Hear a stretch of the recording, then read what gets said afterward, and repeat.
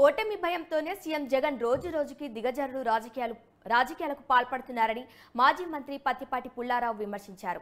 రాజకీయ క్షేత్రంలో నేరుగా ఎదుర్కోలేక జగన్ తనకు అలవాటైన తప్పుడు కేసులతో ప్రత్యర్థులపై వేధింపులకు పాల్పడుతున్నారని ఆయన అన్నారు. చిలకలూరిపేటలో పత్తిపాటికి పోటీగా నిలబడటానికి కూడా వైసీపీకి అభ్యర్థులు లేక వెతుక్కుంటున్నారని ఎద్దేవా చేశారు.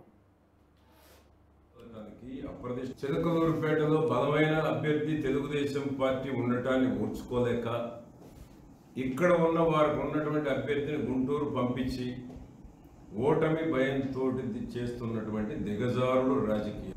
ఎవరైనా ఏ కంపెనీ అయినా ఎవరైనా ఉంటే ఆ కంపెనీ వాడికి ఇచ్చుకోవాలి. మా కుటుంబానికి ఎటువంటి సంబంధం లేదు. అటువంటిది నా మీద బురద జల్లటానికి, అప్రదిష్ట పాలు చేయటానికి, నాకున్న క్రెడిబిలిటీని దెబ్బతీయటానికి చేస్తున్నటువంటి దుర్మార్గపు ఆలోచన. అదేవిధంగా ఈరోజు కూడా న్యాయపరంగా ఎదుర్కొంటాం.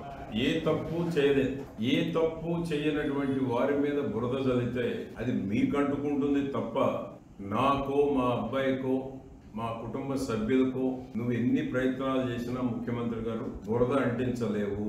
న్యాయస్థానంలో నవ్వులు పాలు కాక తప్పదు. న్యాయపరంగా ఎదుర్కొంటాము. జిఎస్టీ ఎగవేత లేకపోతే మనీ లాండరింగ్ ఇటువంటి వాటికి నాకో, మా కుటుంబ సభ్యులకో, మా కుమారుడికో మాకు సంబంధం లేదు.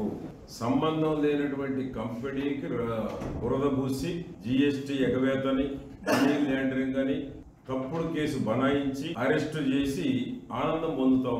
అన్నిటికీ కూడా మూల్యం చెల్లించుకునేటువంటి రోజులు దగ్గర పడ్డాయి. కాబట్టి న్యాయస్థానంలో న్యాయపరంగానే ఎదుర్కొంటాం. ఈ ప్రభుత్వానికి భయపడేది